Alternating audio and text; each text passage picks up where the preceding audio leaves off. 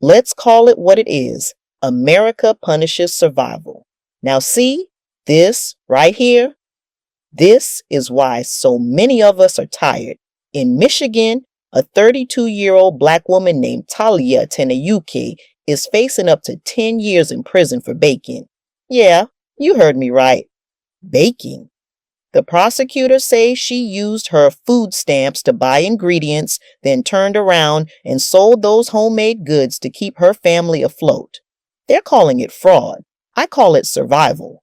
Let's not act brand new. This country criminalizes poverty every chance it gets. When rich folks dodge taxes or get creative with their money, it's called a loophole. When a struggling black mama does what she's got to do to feed her babies, it's called a felony.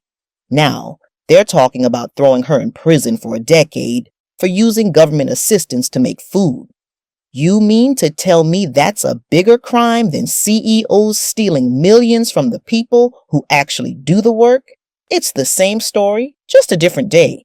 Black women doing the impossible with the little we're given, only to get punished for not staying in our place. Let's be real about what's happening here.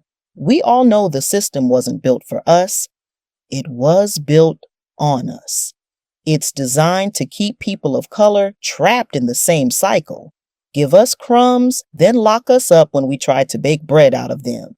Talia didn't scam the system. She beat it at his own game. She found a way to make something out of nothing.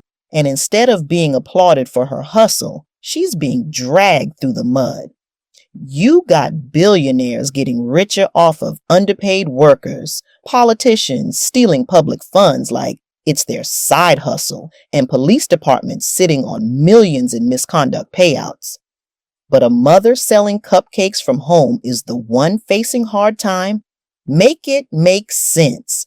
Poverty ain't a crime. Neglect is.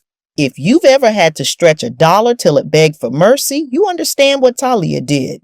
She wasn't out here hurting nobody. She was trying to live. And yet, the system will spend hundreds of thousands of taxpayer dollars to lock her up, instead of investing that same money into programs that actually help families thrive. You see the pattern, don't you? The government will always find money for prisons, but never for people. Always punishment before compassion. Always blame before understanding. We're tired of the double standard. We're tired of seeing folks who look like us get handcuffs while others get handshakes. We're tired of justice being a word that depends on your skin color and your bank account. And we're tired of pretending like this is about law and order when it's really about control. Because when poor people, especially poor black women, start finding ways to survive outside the system, that scares them. That's why they make examples out of people like Talia. They'd rather cage her than confront the truth. This country's idea of justice has never been about fairness. It's about keeping power where it's always been. My final word. So no, I don't want to hear about food stamp fraud. I want to talk about a system that gives you just enough to live and then punishes you for trying to do more than survive. Talia Tenayuki isn't a criminal. She's a mother, a fighter, a woman who refused to watch her kids go hungry.